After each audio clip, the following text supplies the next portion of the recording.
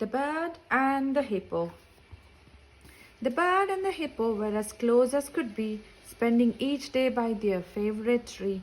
But everything changed from joy to despair when Hippo discovered that Bird wasn't there. He noticed Bird missing at the first break of dawn after rubbing his eyes with a stretch and a yawn. But how could she leave without saying goodbye? He searched for a reason, but he didn't know why. Perhaps she decided that today was the day she would return to her tree and just flew away. But Hippo knew something that troubled him more. If he wanted to find her, he would have to explore.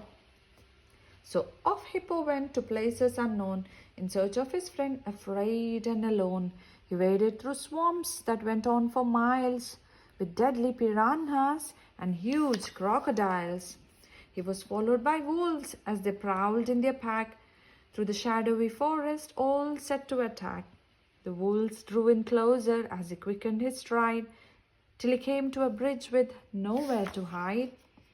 The bridge wobbled gently and it swayed in the breeze, and as Hippo stepped on, he went weak at the knees.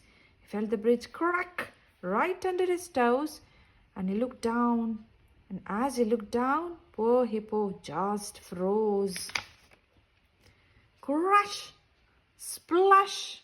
The bridge broke apart with an almighty crash, and it dropped to the river with a thundering splash.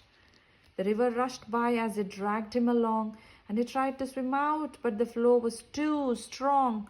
And as he got closer to the edge of the cliff, he was not just afraid, but completely scared, stiff. He plunged to the bottom, all flustered and shaken, as he wondered how far the river would take him. He was carried ashore after drifting for hours to a tree on an island surrounded by flowers. He thought about Bird and how happy she would be to find such a place with this wonderful tree. Although it seemed perfect, he was there all alone and he had no idea how to find his way home. The day had been long since leaving that morning, and he felt so worn out he couldn't help yawning. And just as he did came the biggest surprise, as Bird just flew out of his mouth open wide. She must have flown in at the first break of dawn, as Hippo woke up with a stretch and a yawn.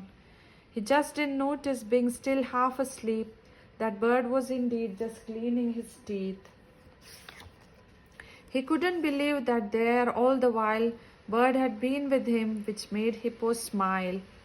What a wonderful feeling, so strange but so nice, to have found his best friend in his lost paradise. The end.